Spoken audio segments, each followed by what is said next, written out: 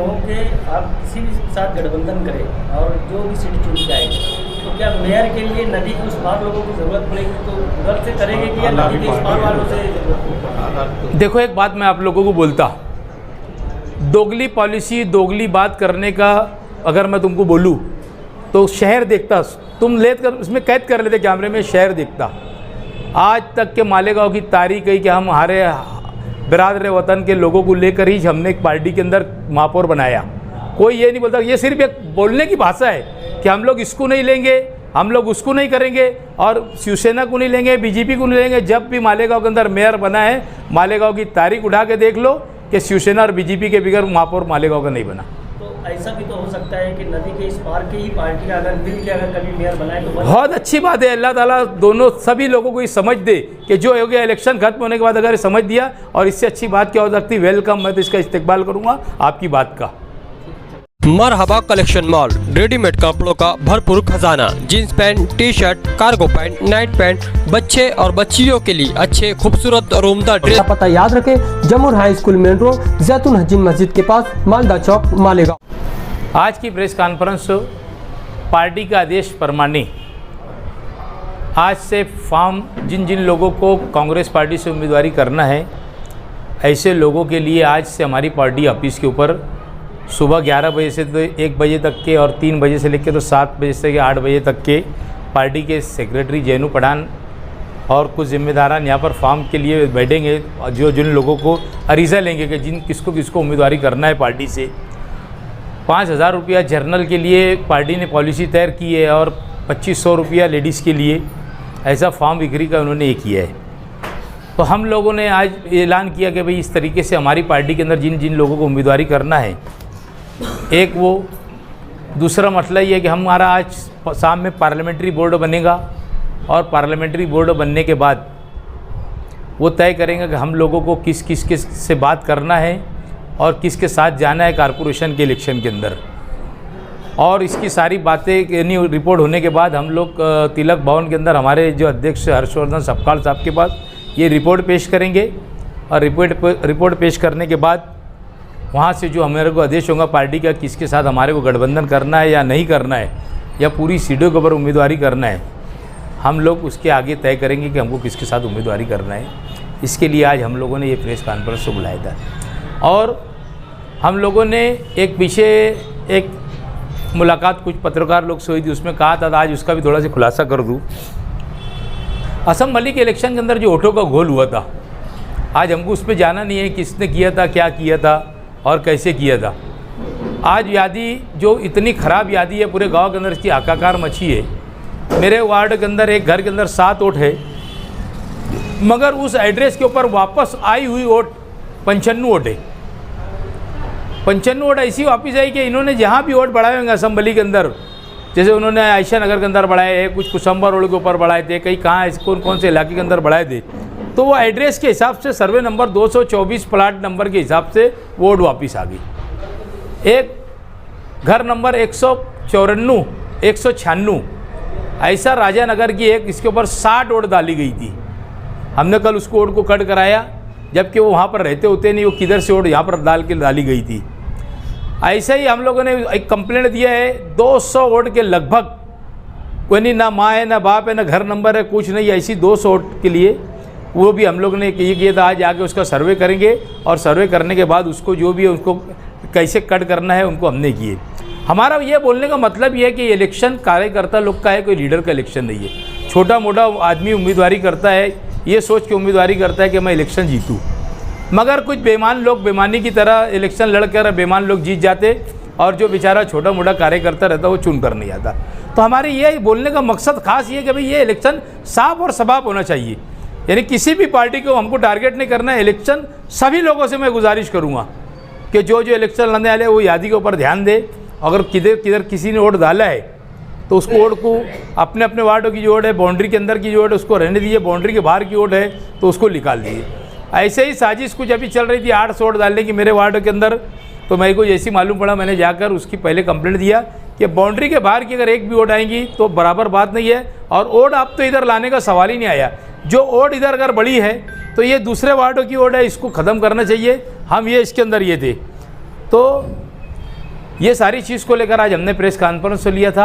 यही हमारा मकसद है प्रेस कॉन्फ्रेंस का। आने वाले इलेक्शन के अंदर मैं समझता हूँ कि ऐसा लग रहा था कि 16-17 तारीख को आचार संहिता लग जाएगी, मगर आज की रिपोर्ट के अंदर है कि अंतिम यादी की तारीख 27 दे दी है। तो उसके लिए लगता है कि जनवरी तो गवर्नमेंट ने बोली है, हो सकता है फरवरी का पहला हफ्ता भी चले जाए। आचार संहिता को लगने के हिसाब से अगर लगती तो 35 दिन का कम से कम अगर टाइम देना रहेगा तो टाइम लिमिट नहीं बैठती उसके अंदर, तो वो फरवरी का ही पहला हफ्ता जाता है इलेक्शन के अंदर। बहरहाल चलो कोई भी वक्त मिला है, शहर के अंदर कुछ लोगों को कामकाज करने का मौका मिल जाए और कामकाज जो रुके हैं सभी के अगर हो जाए तो और भी शहर के लिए भलाई है। सर आपने कहा कि असेंबली में कुछ वोटें इधर उधर बढ़ाई गई, तो वो कौन लोग थे जो बढ़ाए, और जो आपके वार्ड में 800 और बढ़ाए तो वो कौन लोग हैं जो ऐसी हरकतें कर रहे हैं? देखो मैंने क्या बोला, हम लोग किसी के बारे में बोलना नहीं है। हम लोग यही चाहते कि जहाँ की ओड है ना वही चले जाए। ओड ये जो आई है ना, एक घर में 55 5-7 लोग हैं घर के ऊपर, और 55 ओड आई है वापिस, यानी जहाँ भी बढ़ गई आई होगी ना। अभी आप कैसा है, आपने अगर दिमाग लगाए तो अपन सोचेंगे अरे किसने करा, तो समझ में आया था किसने करा था। हमको किसी के बारे में बोलना नहीं है। इसको इलेक्शन को साफ और शफाफ होना चाहिए।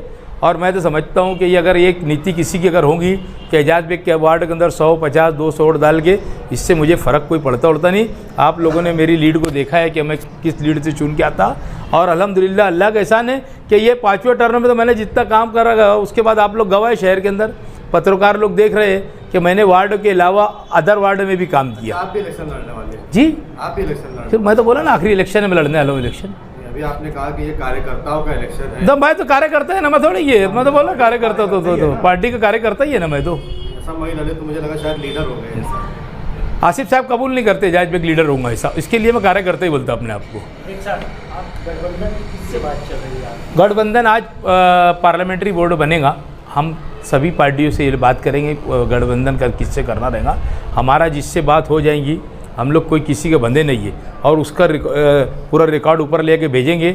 ये रिपोर्ट जाने के बाद वो लोग हमको जैसे बताएंगे उस तरीके से हम लोग आगे बढ़ेंगे। मतलब इस्लाम पार्टी से समाजवादी या इस्लाम पार्टी भी उनसे भी बात करेंगे? हैं इस्लाम पार्टी और समाजवादी से भी बात करेंगे क्या? अब ये पार्लियामेंट्री बोर्ड तय करेंगे आज हमारा बनने के बाद कि किस से बात करेंगे, और नहीं अगर हमारी किसी से बात हुई तो हम तो पार्टी कांग्रेस पार्टी है, हर सीट के ऊपर हम इलेक्शन लड़ेंगे।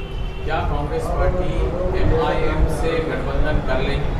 ऊपर के लोग परमिशन देंगे MIM से गठबंधन करने की? मैं आपको यही बोला कि भाई यहाँ की तमाम रिपोर्ट जो है हम ऊपर पेश करेंगे, और रिपोर्ट जाने के बाद हमारे को जिस तरीके से ऊपर से गाइडलाइन आएगी वो गाइडलाइन के हिसाब से हम लोग इलेक्शन की तैयारी करेंगे। सतह पे जिस तरह से माहौल नज़र आ रहा है, ऐसा लग रहा है कि आप मुफ्ती इस्माइल के ज़्यादा करीब जा रहे हैं, तो क्या करें? नहीं तो मुफ्ती साहब तो तुम्हारी अगर ऐसी समझ है कि मुफ्ती साहब MIM से लड़ने वाले, तो मुफ्ती साहब MIM से का मुझे जो लग रहा है अभी फ़िलहाल, क्योंकि सफ़ेद झंडा वो उस दिन निकला तो इसका मतलब कहीं ना कहीं तो ऐसा नज़र आ रहा है कि वो MIM से नहीं लड़ेंगे, तीसरे मास से लड़ेंगे। तीसरे मास से गठबंधन करेंगे? MLA MIM के तुम बात पार्टी की कर रहे, MLA की नहीं कर रहे। पार्टी एक अलग चीज़ होती है, MLA अगर वो अलग पार्टी से वो MLA MIM के, अगर वो कोई मास बना रहे तो मास आदमी बना के सब पार्टी को ले सकता ना साथ में। तो तीसरे मास से गठबंधन करेंगे? अभी गठबंधन करने के बाद पार्लियामेंट्री बोर्ड तय करेगा किससे करने का है। अगर नहीं हमारी किसी से जमेंगी तो हम अकेले इलेक्शन लड़ने के लिए तैयारी है हमारी। तो तीसरे मास से आकर फिर उसके बाद गठबंधन कर सकते हैं? अरे भाई साहब, हमारे जो पार्लियामेंट्री बोर्ड वो तय करेंगे, और उसके बाद हमारी रिपोर्ट ऊपर जाएंगी कि हमारे को किसके साथ रहना है क्या नहीं रहना है। हम सभी पार्टी अब ये लोग किससे जाके बात कर लेंगे पार्लियामेंट्री बोर्ड के लोग, हम वैसी तरीके से ऊपर रिपोर्ट पेश करेंगे कि हम लोगों से इनसे ऐसी बात हुई, ऐसा हुआ, हम लोग यहाँ से लड़ने वाले, यहाँ से लड़ाने वाले, ये देने वाले, सीढ़ियाँ नहीं देने वाले, सारी रिपोर्ट हम ऊपर पेश करेंगे ना हमारे अध्यक्ष को। गठबंधन नहीं हुआ तो कांग्रेस पार्टी पूरी तरीके से तैयार है इलेक्शन? बिल्कुल हमारी तैयारी है, हम हर हाल में लड़ेंगे इलेक्शन। 25 साल से जो शख्स लगातार चुन के आ रहे हैं, क्या ऐसा लगता है कि असक्षम अपने आप को समझ रहे हैं आज? हैं 25 साल से लगातार चुन कर आ रहे हैं, 5वां टर्म है ना, हाँ 6ठा भी रह सकता है, तो क्या जरूरत है गठबंधन की? नहीं, सक्षम है ना लगातार चुन कर आ रहे हैं। सक्षम जो है हर आदमी, देखो आगे महापौर अगर बैठाना है तो कहीं ना कहीं किसी को साथ गठबंधन करना पड़ेगा। सब पार्टी गठबंधन कर रही, आज वो गैर इस्लाम पार्टी का और इस्लाम पार्टी का भी गठबंधन चल रहा। अब ये क्या तो हमने किया, तो हम लोग शहर की भलाई के लिए अगर हमको किसी के साथ जाना रहेगा तो हम बिल्कुल जाने की तैयारी में रहेंगे। शहर का विकास हमको पसंद है पहले नंबर के ऊपर। तो अच्छा, कितनी भी जिस पार्टी से भी गठबंधन होगा, कितनी सीट की डिमांड आप मतलब करेंगे? देखो डिमांड तो ऐसा है कि मांगने वाला तो ज़्यादा से ज़्यादा मांगेगा, देने वाले बोलना चाहिए कि भाई हम ये दे सकते। हमारी पहले बैठ के लाए अमल तय हमको ये सीट के ऊपर होना, तो हम लोग उसके ऊपर पहले बात जब हमारी शुरू होंगी तो एक ही बात ज़रूरी नहीं है कि जाबिर भाई को मैं बोल दिया और जाबिर भाई मेरी बात मान लेंगे, ऐसा ज़रूरी भी नहीं रहता ना। तो जाबिर भाई की भी कुछ बात हमको सुनना पड़ेगी ना। जैसे अभी इस्लाम और गैर इस्लाम का जैसे जो उनका गठबंधन उन्होंने बोल दिए कि भाई हम लोग जो हमारी 28 सीट चुन के आई थी, हम वहाँ पर सीट इनको नहीं देंगे, तो फिर भी उनकी बात चल रही ना। अभी तो हमारा ऐसा कोई मसला नहीं है। आप अगर ये 28 सीट उनकी बोलते तो ये कांग्रेस की 28 सीट थी, हम भी बोल सकते हैं ना कांग्रेस की 28 सीट थी। ये सही में आपके पुरानी दोस्ती जो थी, जिसको आप इस्लाम और गैर इस्लाम बोल रहे हैं, वो तो आपके पुराने दोस्त थे, है ना। आज भी मेरा नहीं, क्या आपका दोस्ती का यानी आप आगे बढ़ेंगे? देखो ऊपर तो बढ़ चुके राजकारण के अंदर जो है ना, ऐसा है जहूर भाई, तुम बहुत सीनियर पत्रकार है, मैं तुम्हारे सामने बहुत बच्चा है। 2 कदम वो बढ़ेंगे तो 2 कदम हम भी बढ़ेंगे, है ना। दोस्ती की बात ऐसी है कि हमारा भाई आसिफ भैया, मेरा छोटा भाई, ऐसा थोड़ा सी ये करता था, अब उसने मुझसे दुआ सलाम चालू करा तो मैं भी अब उसको, वो 1 टाइम करा मुझे, मैं उसको 2 टाइम करने की तैयारी रखता। तो ये चीज़ ऐसी है, राजकारण तो कोई हमेशा का झगड़ा रहता नहीं, सिर्फ आदमी का ऐसा है कि थोड़ा मिजाज की बात रहती है। था अब वो दुआ सलाम करने का तो मैं भी करने लग गया ना, तो वो नहीं करता था तो मैं भी नहीं करता था, बात ऐसी रहती। तो कोई इख्तिलाफ नहीं है किसी के बीच में, सियासी इख्तिलाफ है। और राजकारण को तो ऐसा है कि लीडर दिमाग पर ले लेता, कार्यकर्ता लोगों को नहीं बोलता इधर मत जाओ उधर मत जाओ। लीडर सबके पास जाएगा, लीडर सबसे बात करेगा, कार्यकर्ता बुरे रहते। तो अपनों को ये नहीं है। कभी कभी ऐसा रहता है तुम्हारे दिल मिले हुए सब कुछ है, लेकिन थोड़ा सा जबान पे काबू उधर से या इधर से, दोनों तरफ से हो गया, तो ये झगड़े होंगे नहीं, ऐसा लगता नहीं आपको? नहीं, ये झगड़े का देखो भाई, मेरे को एक ही बात बोलना है, फिर अगर ये बात बोलेंगे ना तो मैं इसको तो साफ कर दे रहा।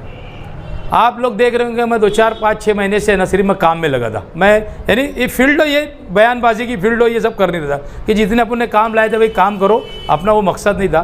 बहरहाल वो कैसा है कि नहीं होने वाली बात हो गई, ना मेरे दिल दिमाग में था ना उनके दिल दिमाग में था, और ऐसा हो गया। और ना मैंने किया, मैंने तो एक बात फिर तुमको प्रेस में बोला था, मैंने किसी को आते भी देखा नहीं झगड़े के टाइम और जाते भी देखा नहीं। तो अपना ही मकसद नहीं है।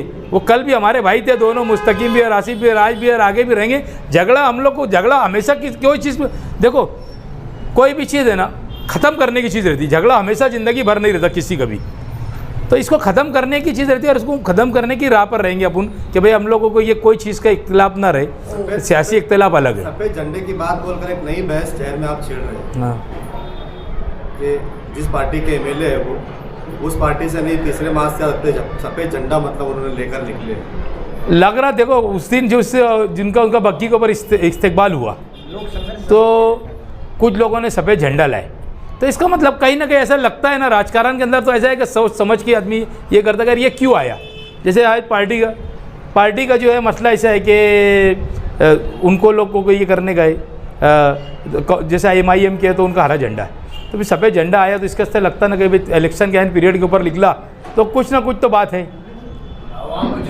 रिटर्न हो सकता है तीसरा मास। शेख साहब, अगर गठबंधन हो कि आप किसी भी के साथ गठबंधन करें और जो भी सीट चुन के आए, तो क्या मेयर के लिए नदी के उस पार लोगों की ज़रूरत पड़ेगी तो उधर से करेंगे कि या नदी के इस पार वालों से? देखो एक बात मैं आप लोगों को बोलता, दोगली पॉलिसी दोगली बात करने का अगर मैं तुमको बोलूँ तो शहर देखता, तुम ले कर उसमें कैद कर लेते कैमरे में, शहर देखता।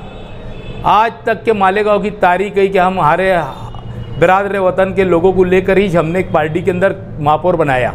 कोई ये नहीं बोलता, ये सिर्फ एक बोलने की भाषा है कि हम लोग इसको नहीं लेंगे, हम लोग उसको नहीं करेंगे और शिवसेना को नहीं लेंगे, बीजेपी को नहीं लेंगे। जब भी मालेगांव के अंदर मेयर बना है, मालेगांव की तारीख उठा के देख लो कि शिवसेना और बीजेपी के बगैर महापौर मालेगांव का नहीं बना। तो ऐसा भी तो हो सकता है कि नदी के इस पार की ही पार्टी का अगर मिल के अगर कभी मेयर बनाए तो बहुत अच्छी बात है। अल्लाह ताला दोनों सभी लोगों को ये समझ दे कि जो हो गया इलेक्शन खत्म होने के बाद अगर समझ दिया, और इससे अच्छी बात क्या हो सकती, वेलकम, मैं तो इसका इस्तेकबाल करूँगा आपकी बात का।